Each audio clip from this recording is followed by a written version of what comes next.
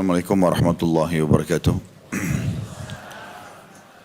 Alhamdulillah, selalu saja kita memuji Sang Pencipta Allah sebagai seorang muslim dengan penuh keyakinan memang Dia zat yang paling pantas untuk dipuji dan dipuja, dipatuhi, ditunduki, karena Dia satu-satunya pencipta segala sesuatunya, dan Dia telah menjanjikan dengan janji yang benar dengan kalimat alhamdulillah atau bersyukur dan berterima kasih kepadanya, segala kebutuhan kita akan dipenuhi olehnya.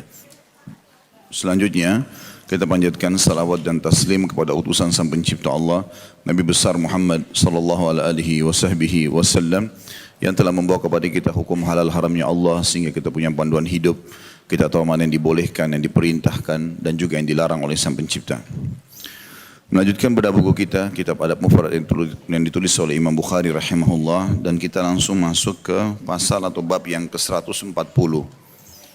Karena yang 139 sudah pernah kita bahas ya, masalah bakhil itu. Judulnya adalah harta yang baik bagi orang soleh. Hadits pertama yang ditulis oleh Imam Bukhari rahimahullah nomor 299. Imam Bukhari berkata, Abdullah bin Yazid mengabarkan kepada kami, ia berkata, Musa bin Ulayyah mengabarkan kepada kami, ia berkata, aku mendengar ayahku mengatakan, Sami'tu Amr bin As radhiyallahu anhu qala ba'atha ilayya an-nabiy sallallahu alaihi wasallam fa'amarani an akhudha alayya thiyabi wa silahi thumma atihi fafa'altu fa'ataytuhu wa huwa yatawadda فصعد إلي البصر ثم تعتعه ثم قال يا عمرو إني أريد أن أبعثك على جيش فيغنمك الله وأرغب لك ركبة من المال صالحة قلت إني لم أسلم ركبة في المال إنما أسلمت ركبة في الإسلام فأكون مع رسول الله صلى الله عليه وسلم فقال يا عمرو نعم المال الصالح للمرء الصالح. Terjemahannya adalah, aku mendengarkan Amr bin As radhiyallahu anhu, dan ini adalah sahabat Nabi yang mulia, berkata, Rasulullah SAW pernah mengirim utusan kepadaku dan memerintahkan agar aku mempersiapkan pakaian dan senjataku. Maka aku datang, aku lakukan, dan beliau ketika, maksudnya di sini, dan beliau pada saat itu sedang berwudu ya. Di sini ada kalimat beliau terulang 2 kali. Lalu beliau sallallahu alaihi wasallam mengangkat pandangannya kepadaku, lalu menurunkannya, kemudian bersabda, wahai Amr, aku ingin mengirimmu bersama pasukan agar Allah memberimu ghanimah, dalam kurung karena keikutsertaannya, dan aku ingin memberimu sekaligus harta dan keinginan yang baik. Lalu aku menjawab, aku masuk Islam bukan karena menginginkan harta. Aku masuk Islam karena suka pada Islam, dan aku lalu bersama Rasulullah sallallahu alaihi wasallam. Maka beliau sallallahu alaihi wasallam bersabda, wahai Amr, sebaik-baik harta adalah untuk orang yang saleh. Hadits ini memiliki beberapa kandungan. Yang pertama, dalam hadits ini terdapat isyarat akan ketangkasan militer serta keteguhan watak dan pengalaman dimiliki oleh Amr bin As radhiyallahu anhu. Seperti biasa kita baca dulu kandungan hadits, baru saya akan syarah atau jelaskan lebih jauh insyaAllah. Yang kedua, pemberitaan Nabi SAW melalui wahyu dari Allah Azza wa Jal, Allah yang maha mulia dan maha tinggi, bahwa tentara Islam yang dipimpin oleh Amr bin As akan memperoleh kemenangan dan harta ghanimah yang banyak. Yang ketiga, keinginan Amr bin As untuk tetap tinggal di sisi Rasulullah SAW, akan tetapi Rasulullah SAW memuliakannya dengan mengutusnya berjihad di jalan Allah. Dan yang keempat, persaksian Nabi SAW bahwa Amr bin As adalah seorang laki-laki yang saleh. Betapa agung persaksian tersebut. Kita akan masuk sekarang membedah hadits ini, insyaAllah bagian-bagiannya yang kita bisa ambil hikmah dan ilmu darinya. Pertama sekali, Amr bin As radhiyallahu anhu adalah seseorang yang sangat mulia dalam Islam, terkenal dengan kecerdasannya dan strategi perangnya. Di masa jahiliyah, sebelum masuk Islam, dialah yang diutus oleh Quraisy khusus untuk menemui An-Najasyi. Najasyi ini adalah Raja Ethiopia pada saat itu beragama Nasrani yang sempat menerima 83 orang sahabat Nabi yang lain yang hijrah ke sana. Maka Amr bin As ini karena lihai, pintar berbicara, penampilannya bagus, ya. Kemudian orangnya juga punya ide-ide yang tidak semua orang miliki dalam perdagangan, dalam peperangan dan seterusnya. Yang jelas teman-teman sekalian, Amr bin As pada saat itu pergi ke sana, kemudian menemui beberapa orang pendeta-pendeta Nasrani, lalu berdiskusi sama mereka, kira-kira apa yang disukai oleh Najasyi. Ternyata Najasyi itu sangat suka jaket pada saat itu untuk musim dingin yang terbuat dari kulit-kulit hewan. Maka dia pun membeli dengan harga yang mahal, kemudian dia membagikan kepada seluruh pendeta dan juga kepada Najasyi dengan harapan agar 83 orang sahabat semuanya dikembalikan ke Mekah untuk mereka siksa tentunya. Waktu itu Amr bin As belum masuk Islam. Namun dengan hikmah Allah subhanahu wa ta'ala pada saat itu Najasyi orang yang bijak, dia tidak spontanitas menerima keinginan itu, tapi dia memanggil Ja'far bin Abi Thalib yang merupakan pemimpin sahabat yang hijrah ke sana, dan ini adalah sepupu Nabi SAW, kakaknya Ali bin Abi Thalib lebih tua 10 tahun. Kemudian terjadilah dialog tentunya yang panjang antara Najasyi sama Ja'far bin Abi Thalib, kemudian Amr bin As, dan ini sudah saya jelaskan panjang lebar di Sirah Nabawiyah. Saya tidak akan merincikan semuanya, tapi yang jelas pada saat itu Amr bin As akhirnya ditolak oleh Najasyi, tetapi dia sempat berpikir, orang setokoh Najasyi pada saat itu, kalau zaman kayak kita sekarang seorang presiden negara yang sangat dikenal internasional, gitu kan, dan terkenal dengan keberaniannya, kecerdasannya, dan dia seorang pendeta juga. Kok bisa lebih menerima perkataan Ja'far dan tersentuh dengan ayat-ayat Al-Quran, terutama pada saat dibacakan surah Maryam tentang bagaimana Maryam alaihissalam itu melahirkan dan hamil tanpa ada sperma laki-laki, dan itu kekuasaan Allah subhanahu wa ta'ala. Maka akhirnya dia pun, Amr bin As, ringkas cerita, tersentuh dengan Islam dan masuk Islam akhirnya. Masuk Islam di tangan Najasyi, karena Najasyi sebelum datang Amr bin As ke Ethiopia untuk menjemput para sahabat ini, maka Najasyi sempat diskusi beberapa kali dengan Ja'far bin Abi Thalib dan masuk Islam di tangan Ja'far radhiyallahu anhum ajma'in. Dan dia tidak dikategorikan sahabat walaupun dia masuk Islam. Najasyi maksudnya di zaman Nabi SAW karena belum pernah melihat Nabi langsung. Dikategorikan seorang tabi'in, diistilahkan dengan tabi'in. Maka Amr bin As masuk Islam tersentuh melihat Najasyi. Bagaimana raja yang pada saat itu terkenal dengan kekuasaannya, dengan kekayaannya, kepintarannya, menerima Islam. Maka subhanallah, Allah subhanahu wa ta'ala menggerakkan dia, diutus oleh Quraisy ke Ethiopia hanya untuk menerima Islam itu sendiri. Setelah masuk Islam, dia mulai muhasabah dirinya, melihat ternyata banyak sekali hal-hal yang selama ini dia keliru pada saat memerangi Islam dan kaum muslimin. Dan akhirnya dia mulai faham bagaimana Nabi SAW berdakwah dengan masalah tauhid. Kemudian bagaimana agama Islam ini punya hukum-hukum tatanan yang rapi. Mana makanan, minuman, pergaulan, pendapatan yang halal, mana yang haram. Dan itu ditata dengan begitu rapi. Dan itu standarisasinya luar biasa. Karena seluruh muslim di muka bumi ini melakukan hal yang sama. Ringkas cerita, dia sangat menyukai Islam ini. Baru beberapa bulan dia masuk Islam. Dan ini kejelian Nabi SAW. Beliau sudah memerintahkan kita semua agar menjalankan sebuah hadits beliau yang bunyinya, kalau perkara dikembalikan bukan pada ahlinya, tunggulah kehancuran. Maka salah satu yang Nabi SAW melakukan adalah memilih dengan sangat jeli para sahabat di setiap bidangnya. Dalam peperangan, yang Nabi SAW sering utus memang sahabat-sahabat yang terkenal dengan kelihayan dan kepintaran, ketangkasan berperang. Walaupun dia baru masuk Islam, termasuk Amr bin As. Baru beberapa hari masuk Islam, Nabi SAW sudah utus untuk berperang. Sampai di 3 bulan pertama itu, Amr bin As sempat memimpin pasukan, yang di dalam pasukan itu ada Abu Bakar, ada Umar, ada Uthman, ada Ali, ada Talha, ada Zubair, ada sahabat-sahabat yang sudah senior masuk Islam. Dan dijamin surga oleh Nabi SAW. Tapi tetap dalam kepemimpinan harus ditunjuk orang yang ahli di bidangnya. Jadi bukan hanya senior saja.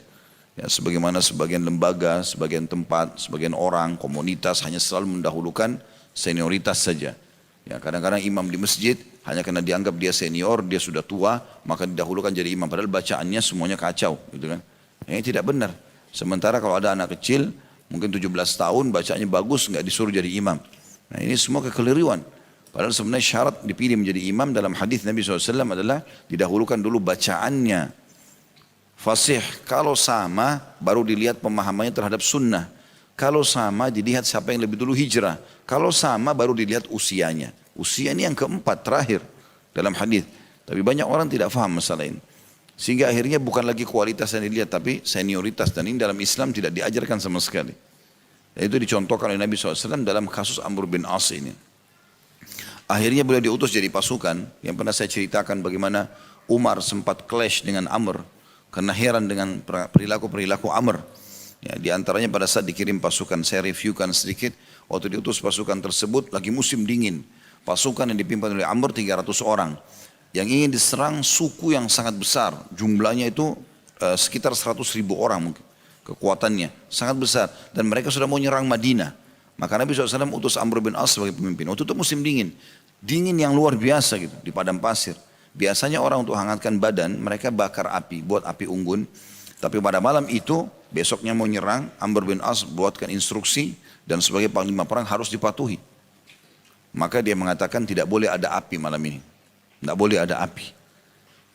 Instruksi ini tentu mengganggu sahabat karena instruksinya menurut terutama Umar bin Khattab aneh. Lagi dingin luar biasa kemudian kita tidak boleh bakar api gitu kan. Maka Umar merasa ini orang ya baru anak kecil lah, baru 3 bulan masuk Islam. Ya, tiba-tiba mau ngatur-ngatur gini, tapi dia panglima perang. Maka Umar pun datang mengatakan, hai Amr, bagaimana bisa kau larang bakar api ini?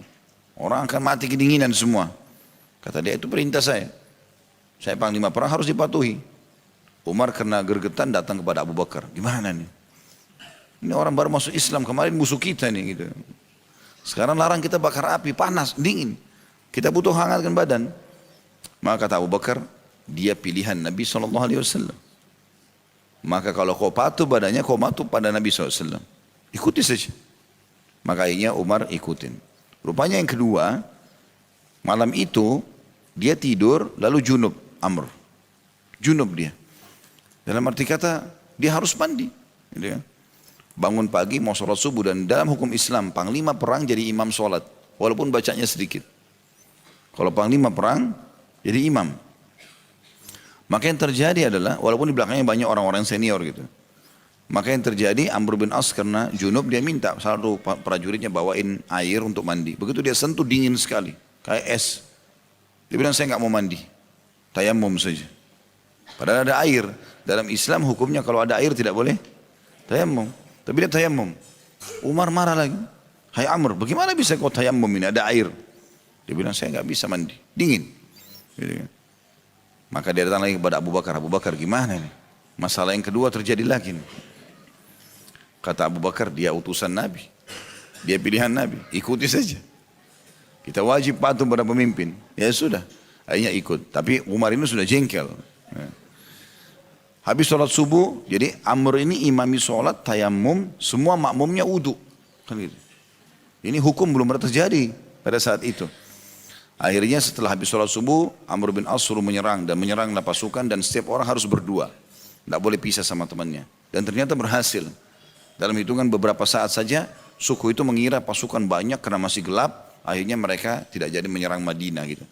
Nah biasanya tradisi kaum muslimin dari waktu itu bersama Nabi SAW, kalau menang, mereka menangkap-nangkapi musuh sebagai tawanan perang. Ini tawanan perang banyak sekali bisa diraih darinya gitu. Dari sisi pahala, kita disuruh berbuat baik, memberikan makan, segala macam, mendakwahkan Islam padanya. Sisi yang lain, secara dunia bisa ditebus oleh keluarganya atau sukunya sehingga dibayar gitu. Jadi ada dua sisi yang bisa dilihat gitu kan. Tapi waktu itu Amr bin As keluarkan instruksi yang lain, beliau mengatakan, tidak boleh sama sekali ada yang mengejar tawanan. Tidak boleh ada yang mengejar orang yang sudah lari. Kalau depan mata ditangkap oke, tapi kalau dikejar nggak boleh. Umar marah lagi. Dari mana peraturan ini hai Amr? Selama ini Nabi biarkan kita terserah mau nangkap 10 orang, 20 orang. Kenapa sekarang kamu larangin? Dia bilang itu instruksi saya. Datang lagi kepada Abu Bakar. Hai Abu Bakar gimana? Utusan Nabi. Ini pilihan Nabi, jangan bantah. Nggak boleh. Gitu. Akhirnya jalanlah mereka pulang ke Madinah. Rupanya Umar gregetan nih. Pas tiba di Madinah karena kepemimpinan Amr hanya sampai di Madinah. Selama keluar dari Madinah masih pemimpin, panglima. Masuk Madinah sudah bukan, kembali kepada Nabi SAW. Begitu tiba di Madinah, Umar langsung hadap Nabi. Ya Rasulullah, Amr buat masalah nih. Gitu. 3 masalah besar. Dia sholat di kami jadi imam, itu tayammum, dalam keadaan junub. Yang kedua, yang pertama dia larang membakar api untuk angkat jembatan, padahal dingin sekali. Pasukan kedinginan semua. Yang kedua dia imami sholat sementara dia junub. Yang ketiga dia larang kita tangkap orang. Musuh-musuh nggak boleh ditangkap. Nabi panggil Amr di depan orang-orang semua. Dan Amr ini baru 3 bulan masuk Islam. Tentu kisah ini bukan berarti Amr lebih afdal daripada Umar ya. Secara afdal dia tetap Umar lebih afdal dalam hukum syar'i. Ya, yang paling afdal adalah Abu Bakar, Umar, Uthman, Ali. Khulafa Rasyidin baru datang setelahnya 6 orang sahabat yang jamin masuk surga gitu kan. Talha bin Ubaidillah, Zubair bin Awwam, Abdurrahman bin Auf, Salim bin Waqqas, Sa'id bin Zaid. Itu semua adalah orang-orang yang termuliakan dalam Islam. Kemudian ahli Badr dan seterusnya. Tapi kisah ini menunjukkan bagaimana Amr ini dipilih oleh Nabi SAW karena justru bidangnya, ahli di bidangnya, seperti itulah. Maka Amr dipanggil oleh Nabi SAW tanya, kenapa ini keluhannya Umar, hai Amr? Kenapa kau larang bakar api malam-malam? Kata dia, ya Rasulullah, pasukan kita 300 orang. Anda menyuruh kami menyerang pasukan jumlahnya ratusan ribu, 100.000 orang. Ini jumlah yang sangat besar, 300 lawan 100.000 gimana bisa ketemu, nggak mungkin. Maka kalau dinyalakan api dan mereka tahu keberadaan kita, maka habislah kita ini. Sabar 1 malam, tapi seperti Anda lihat kami berhasil menang. Karena musuh nggak nyangka kita datang gitu. Maka kata Nabi SAW, hai Umar, Amr benar. Terus dia tanya lagi, lalu bagaimana kau bisa sholat orang dalam keadaan junub dan kau cuma tayammum? Ya Rasulullah, didatangkan air. Air itu seperti es, dingin. Saya panglima perang. Kalau saya mandi lalu saya sakit, apalagi sampai meninggal, siapa yang akan memimpin? Anda belum nunjuk ganti saya. Gitu kan? Maka saya harus jaga kesehatan saya. Kata Nabi SAW, hai Umar, Amr benar. Gitu kan? Ya juga benar nih. Karena hukumnya adalah dia panglima perang, nggak bisa. Dan sampai keluar, gara-gara kasus ini keluar hukum dalam buku-buku fikih, bolehnya imam yang bertayammum mengimami sholat orang yang wudu. Asal dia punya udzur syar'i. Gitu kan? Karena kasus Amr ini. Kemudian yang ketiga, kenapa kau tahan orang, tidak boleh nyerang, nangkap-nangkapin tawanan? Dia bilang, ya Rasulullah, jumlah 300 orang. Ini suku besar. Kalau kita mengejar seperti itu akan kelihatan jumlah kita. Sekarang kita berkumpul tidak kelihatan. Dan sudah cukup ada ghanimah, harta rampasan perang. Orang depan mata silakan tangkap. Karena kita juga kalau tangkap banyak-banyak, ratusan ribuan orang, kita cuma 300. Di tengah jalan pun mereka bisa berontak nanti. Maka kata Nabi SAW, wahai Umar, Amr benar. Tapi di sini kita bisa lihat bagaimana kejelian Nabi SAW memilih seorang panglima perang. Dan ini penting. Tidak penting dia baru masuk Islam atau sudah lama masuk Islam. Yang penting dia mahir di bidangnya. Gitu kan? Dan kita sebagai seorang muslim diperintahkan agar menguasai bidang yang sedang kita geluti. Kata Nabi SAW dalam hadis sahih, Inna Allah yuhibbu min abdin idha amila amalan an yutkinahu. Allah sangat suka hamba yang kalau mengerjakan satu perbuatan dia menguasainya. Itu pelajaran pertama tentunya tentang Amr bin As. Ada kisah panjang tentang beliau tentunya. Tentang kecerdasannya, bagaimana setelah masuk Islam. Banyak hal yang dia lakukan, kiprah-kiprahnya. Termasuk di zaman Umar sendiri, Umar tunjuk dia menjadi gubernur di Mesir. Ya, dan Mesir wilayah baru dimenangkan pada satu. Dan dialah yang memberikan ide kepada Umar bin Khattab agar mengekspansi Islam, kirim pasukan ke Mesir. Dan akhirnya Afrika Utara, Mesir, Tunis, Jazair, Maroko semua terbuka Islam. Dan Afrika hanya terbuka Islam. Kata sebagian ulama, seluruh Islam yang masuk ke Afrika, Amr bin As yang panen pahalanya. Karena dia memang yang memberikan ide awal dan dia sendiri jadi panglima perangnya pada saat itu. Itu pelajaran pertama. Pelajaran yang kedua, perkataan Amr bin As, ba'atha ilayya an-nabiyyu sallallahu alaihi wasallam fa'amarani an akhudha alayya thiyabi wa silahi. Nabi SAW mengutus seseorang kepadaku agar aku mempersiapkan baju dan alat-alat perangku. Maksudnya adalah Nabi SAW ingin Amr bin As memimpin sebuah pasukan. Tentu dalam hadis ini tidak disebutkan pasukan yang mana. Dan memang Amr bin As memimpin beberapa kali pasukan. Apakah itu pasukan yang tadi kita ceritakan atau yang lain, Allahu alam. Tapi yang paling tenar, yang paling dikenal peperangan Amr bin As adalah peperangan tadi yang berhasil mengalahkan salah satu suku yang akan menyerang Madinah. Kemudian dikatakan thumma ati fa fa'altu fa ataituhu wa huwa yatawadda. Ini masih pelajaran yang kedua. Amr bin As mengatakan, lalu aku mendatangi Nabi SAW sesuai dengan undangan beliau. Lalu pada saat aku datang, beliau sedang berwudu. Beliau sedang berwudu. Dan ini pelajaran tersendiri sebenarnya. Artinya, pelajaran yang selanjutnya, yang ketiga. Jadi kalau pelajaran yang kedua tadi adalah Nabi SAW mengundang Amr bin As untuk memimpin pasukan dan beliau datang. Nah, ini adalah kejelian Amr bin As untuk mematuhi perintah Nabi SAW. Pelajaran yang ketiga adalah bagaimana jelinya Amr bin As menceritakan tentang keadaan Nabi SAW. Tidak semua sahabat menyampaikan keadaan Nabi.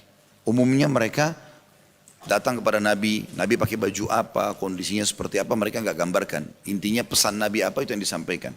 Ada juga sahabat nggak jeli, dia ceritakan keadaan Nabi. Nabi lagi duduk, Nabi lagi begini, Nabi lagi pakai baju ini, seperti itulah. Di sini kita lihat Amr bin As jeli menceritakan. Mungkin pada zaman itu orang tidak terlalu merasakan manfaatnya. Kalau kita sekarang merasakan manfaatnya. Sebab dia seakan-akan menceritakan lagi apa yang dia lihat dari Nabi, dia ceritakan. Dan ini manfaatnya bagi kita besar. Dalam arti kata kita jadi seakan-akan hadir dalam kisah itu. Bukan cuma pesan wahyunya, tapi kondisi dan keadaan Nabi SAW digambarkan. Karena dia bilang, aku pun datang, kemudian aku melihat Nabi sedang berwudu. Fasa'ada ilayyal basar thumma ta'ta'a. Kemudian dia lagi habis selesai wudu, dia mengangkat pandangan matanya ke arahku, kemudian dia pun menurunkannya. Ini menggambarkan kondisi Nabi pada saat itu.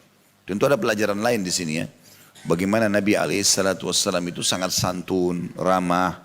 Beliau kalau mau menyampaikan pesan tidak melotot-lotot sama orang walaupun beliau pemimpin. Tapi beliau melihat sekali lalu kemudian menurunkan pandangan sambil ngomong. Karena bentuk ketawaduan atau merendah, gitu kan. Biasanya orang sebagai pemimpin kasar sekali, ngomongnya keras, melotot sana sini, seakan-akan bawahannya itu bukan manusia, ya, bukan seperti dia. Maka dia harus menindasnya, dia harus keras dan seterusnya. Itu keliru. Kalau dalam syariat tidak seperti itu. Kita bermuamalah ya, dengan cara bertawadu.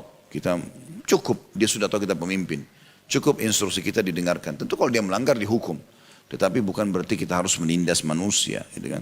Atau menunjukkan kesombongan. Karena kata Nabi SAW, siapa yang dalam hatinya ada seperti biji sawi dari kesombongan tidak akan mencium bau surga. Jadi kita nggak boleh sama sekali melakukan perbuatan tersebut. Ini pelajaran yang ketiga, bagaimana Amr bin As menggambarkan tentang kondisi Nabi SAW. Dan ini penting tentunya. Jadi misal, contoh, ya, kalau di zaman sekarang, teman-teman belajar dari seseorang yang Allah berikan ilmu misalnya, lalu untuk menggambarkan misal nanti ilmu itu mungkin akan didengar oleh orang-orang yang akan datang. Saya pernah mendengar dari syekh di masjid ini, di hari ini, kalau kita sekarang jam sekian gitu kan, pada saat itu jemaah yang hadir sekian banyak, mungkin dia gambarkan begitulah. Mungkin bagi orang di tempat itu tidak terlalu besar manfaatnya, tapi orang yang datang setelahnya punya gambaran. Contoh misalnya, pernah ada orang menggambarkan, dia murid Imam Ahmad, dia menggambarkan. Dia bilang, aku pernah menghadiri majelis Imam Ahmad dan tidak kurang dari 5.000 orang penuntut hadis sedang menundukkan kepalanya sambil menulis.